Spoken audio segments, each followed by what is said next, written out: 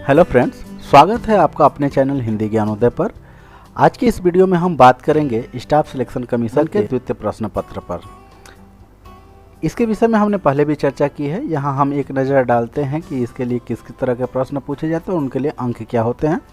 तो हिंदी निबंध से 50 नंबर के लिए प्रश्न होगा, अंग्रेजी निबंध 50 नंबर के लिए, अंग्रेजी से हिंदी और हिंदी से अंग्रेजी अनुवाद 50-50 अंक के लिए पूछे जाएंगे। निबंध की परिभाषा के ऊपर में देखें तो निबंध शब्द की उत्पत्ति कई रूपों में मानी गई है। निबंध अंग्रेजी के इसे और फ्रेंच भाषा के एसई और लैटिन के एक्जियम से इसका प्राय एक संकलन जो है कि अलग अलग जगहों से एकत्रित की है, जो कि आपके लिए सहायक हो सकती है।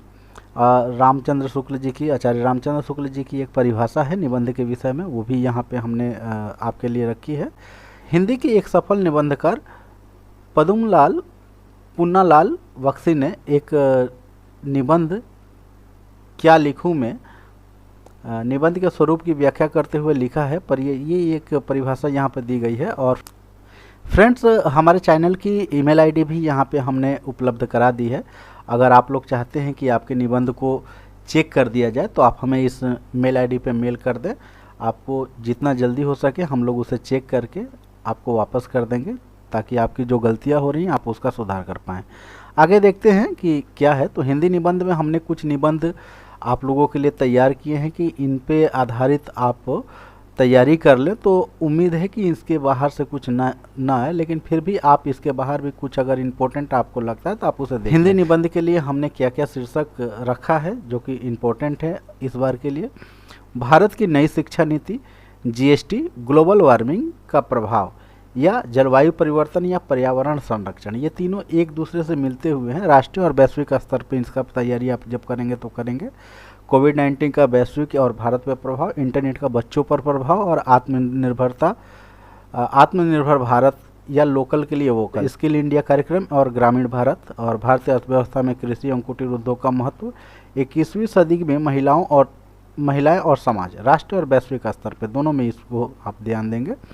मानवता का हनन करती धर्मांधता, यानी कि जो धार्मिक आधार पे लोग ज़्यादा रूढ़िवादी होते जा रहे हैं, वो किस तरह से मानवता को नुकसान पहुंचा रही है, उससे निर्धारित जो है कि इस तरह के भी प्रश्न पूछे जा सकते हैं।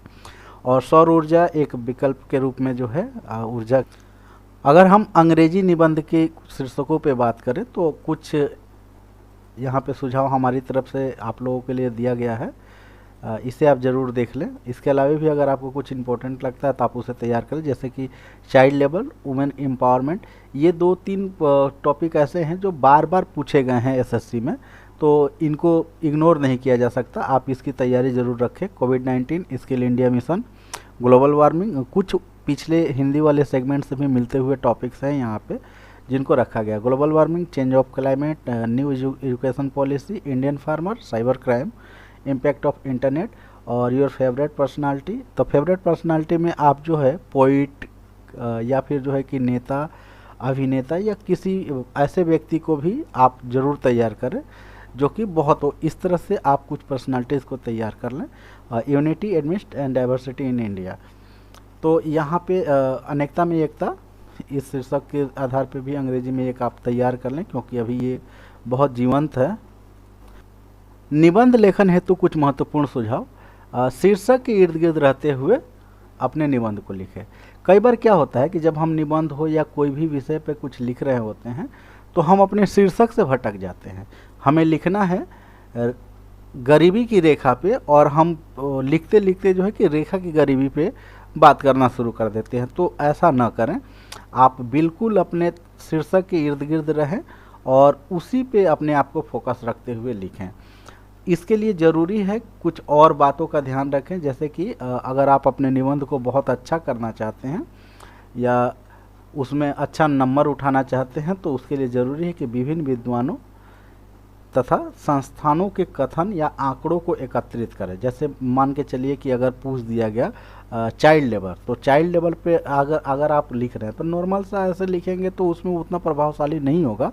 अगर आप वर्ल्ड फोरम पे कोई ऑर्गेनाइजेशन है जिसकी की सत्यता और उसकी पुष्टि को बहुत ज़्यादा मान्यता दी जाती है, तो उसके कुछ तथ्यों को अगर आप एकत्रित कर पाएँ और उसे अपने निबंध में शामिल करते हैं तो वो बहुत ज़्यादा ही प्रभावशाली निबंध होगी और उसमें आपको बहुत अच्छे अंक मिलेंगे। इसी प्रकार से अगर कुछ विद्वान है और कोई कोटेशन है या कोई कविता है जो कि उससे संदर्भित है, तो उसको उसमें ज़रूर शामिल करें। इससे क्या होता है ना कि वो प्रेजेंस ऑफ माइंड का वहाँ पे बहुत ज़्यादा उपयोग करना पड़ता है और वो कभी भी जो है ना कि एग्जामिनर को प्रभावी करेगा और इससे आपको अच्छे अंक मिल सकते हैं। जहाँ तक हो सके सरल शब्दों का प्रयोग करें, कठिन तथा क्लिष्ट शब्दों के प्रयोग से बचें, क्योंकि जितनी आसान और सरल शब्दों का आप प्रयोग करेंगे सामने वाले को समझाने में भी आपको सुविधा होगी और हो सकता है कि कठिन और क्लिष्ट शब्दों के प्रयोग में आप वर्तनी दोष कर बैठें या फिर किसी तरह की वाक्य में जो है कि गलतियां हो जाएं,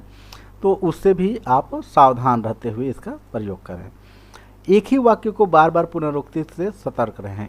कई बार क्या होता है कि जैसे हम लिख रहे हैं कि इस प्रकार हम देखते हैं कि भारत की अर्थव्यवस्था में इसका बहुत विशेष स्थान है, फिर उसी बात को हम कई बार दोबारा रिपीट कर देते हैं दूसरे तरह से, एक ही वाक्य को बार बार हम कहीं ना कहीं जो है खींच के ले आते हैं। तो ऐसी गलती ना करें, उससे क्या होगा, आपका अनावश्यक समय भी बर्बाद होगा और एक ही सेंटेंस को जब बार बार आप वो ऐसे लिखते हैं तो जब चेक करने वाले व्यक्ति के पास वो पेपर जाएगा, उसे वो पढ़ेंगे तो उसका कहीं ना कहीं जो है ना कि बहुत अच्छा से साइन नहीं जाता और आपका जो एक एवरेज मार्किंग होती है।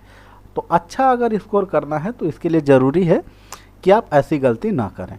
इसके अलावा देखिए, निबंध के आरंभ में और समापन पर विशेष ध्यान दें ताकि हो सके तो ऐसी जगहों पे क्या है, कथन या आंकड़ों का यथोचित प्रयोग करें। इसलिए क्योंकि आप हो सकता है कि अगर आपके पास कोई कोटेशन है, कोई कथन है, किसी विद्वान का कथन है, लेकिन ये ध्यान रखें कि कुछ भी नहीं डालना है, हमें उस विषय से संदर्भित और जो संदर्भ में हम बात कर रहे हैं उसी से संबंधित है तो हम डालेंगे, नहीं तो ये ज़रूरी नहीं है कि हमें डालना ही है, आप ना डालें। लेकिन ऐसा नहीं कि हम लिख रहे हैं कुछ और कोटेशन कहीं और का डाल दें, तो ऐसी इस तरह की गलती। अनुवाद वाले में देखें तो हिंदी से अंग्रेजी और अंग्रेजी से हिंदी अनुवाद के लिए एक एक पैराग्राफ होगा, दोनों 50-50 नंबर के लिए पूछे जाएंगे और अनुवाद में जो है कि जो प्रश्न पत्र होगा उसी में आपको खाली स्थान दिया जाएगा, निबंध के लिए भी और अनुवाद करने के लिए। तो देखिए, अनुवाद के लिए अगर हम कुछ महत्वपूर्ण सुझाव पे बात करें तो क्या हो सकता है, तो सबसे पहला और ज़रूरी चीज़ ये है कि पैराग्राफ को बार बार ध्यान से पढ़ें, क्योंकि कई बार क्या होता है ना, एक बार पढ़ने में हम चीज़ों को बहुत गंभीरता से और अच्छे से नहीं समझ पाते और एग्जामिनेशन हॉल में एक अलग तरह का साइकोलॉजिकल प्रेशर होता है दिमाग के ऊपर, जहां हम जल्दबाजी के कारण जो है ना बहुत बार अर्थ को अनर्थ करके चले आते हैं। तो इसका आप ध्यान रखेंगे और उसको बार बार पढ़ें, अगर ज़रूरत पड़ता है तो 2 बार पढ़ें, 3 बार पढ़ें। ऐसा साइकोलॉजिकल प्रेशर है कि मेरे पास समय नहीं है, समय निकला जा रहा है, नहीं, आप अगर बार बार भी पढ़ेंगे तो भी जो है आप उसको समय से कर लेंगे, क्योंकि इस पेपर में 2 घंटे का समय बहुत होता है। आप 1 घंटे में निबंध को पूरा कीजिए, दोनों निबंध, और 1 घंटे में जो है कि अनुवाद के लिए समय दीजिए ताकि आप अच्छे से कर पाएँ। इसमें अच्छा अंक उठाना है तो ये ज़रूरी चीज़ है। इसी प्रकार अगर पैराग्राफ का कोई भी वाक्य अनुवाद करने में दिक्कत हो, जैसे मान लीजिए कि आपको 15 वाक्य दिए गए हैं, उसमें बीच में 7वां वाक्य आपको नहीं आ रहा, तो ऐसा नहीं कि वहाँ पे अटके रहना है, आप उसके लिए खाली जगह छोड़ के आगे 8वें वाक्य से शुरू कीजिए फिर से लिखना, और बीच में उतना गैपिंग छोड़ दीजिए। बाद में आप लास्ट में देखिएगा उसके लिए कुछ लिखना हो तो लिखेंगे। पेपर में प्रत्येक वाक्य पर अंक बटा होता है। अगर मान लीजिए 15 वाक्य हैं तो 15 वाक्य पे आपके अंक जो है डिवाइडेड हैं और 45 हो रहे हैं, मान लीजिए 3 करके बटे हुए हैं, तो 5 नंबर जो है वो आपका ग्रेस है, ताकि आपके अनुवाद के क्वालिटी के ऊपर वो अंक जो है आपको दिए जाएंगे। तो इसलिए आप वहाँ अटकिए मत, उससे क्या होगा, आपके ऊपर में अनावश्यक जो है कि प्रेशर क्रिएट होगा और आप सामने जो और दूसरे चीज़ों को कर सकते हैं उसे आप नहीं कर पाएंगे। अनुवाद करते समय शब्द से अधिक भाव की प्रधानता पर ध्यान दें। कारण क्या है, क्योंकि हम शब्द दर शब्द करेंगे तो उसमें शब्द दोष आ सकता है। अगर हम उसके अर्थ को समझ लें और उसी अर्थ को जो है कि अंग्रेजी या हिंदी में रखते हैं, अगर हम अपनी भाषा में रखते हैं, बस ये याद ध्यान रखें कि उसकी मूल भावना से कोई छेड़छाड़ ना करें, तो वो उसमें हमें बहुत अच्छे अंक प्राप्त होंगे।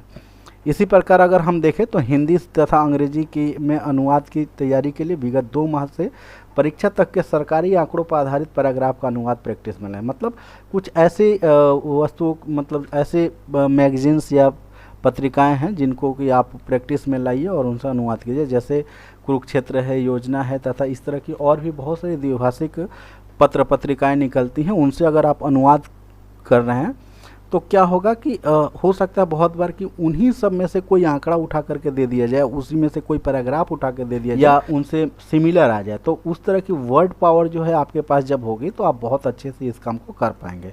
तो इसके लिए ज़रूरी है। एक और सुझाव है कि परीक्षा के प्रेशर को कम करने के लिए सबसे पहले परीक्षा हॉल में बैठने के बाद जो प्रश्न आपको बहुत अच्छे से तैयार हो और आप कम समय में उसको कर सकते हैं, उसको पहले कर दीजिए। उसका एक साइकोलॉजिकल फ़ायदा आपको ये होगा, मान लीजिए कि एक निबंध लिखना है और वो निबंध आपने 20 मिनट में लिख दिया, तो आपके हाथ में क्या होगा, 1 घंटा 40 मिनट का समय जो है होगा और 3 प्रश्न करने होंगे। यानी एक प्रश्न में 10 मिनट बचाने का मतलब है ना कि आप किसी एक प्रश्न में 20 मिनट का समय एक्स्ट्रा दे सकते हैं। आज के इस वीडियो में हमने एसएससी के सेकेंड पेपर पर विस्तृत चर्चा की। आशा करते हैं हमारे इस वीडियो का लाभ आपको हुआ होगा। आगे भी हमारे वीडियो का लाभ लेने के लिए हमारे चैनल को सब्सक्राइब करें तथा बेल आइकन को दबाएं ताकि हमारा वीडियो आपको सबसे पहले मिले। हमारे साथ जुड़े रहने के लिए बहुत बहुत धन्यवाद। मिलते हैं अपने अगले वीडियो में कुछ नए संदर्भों और विषयों के साथ।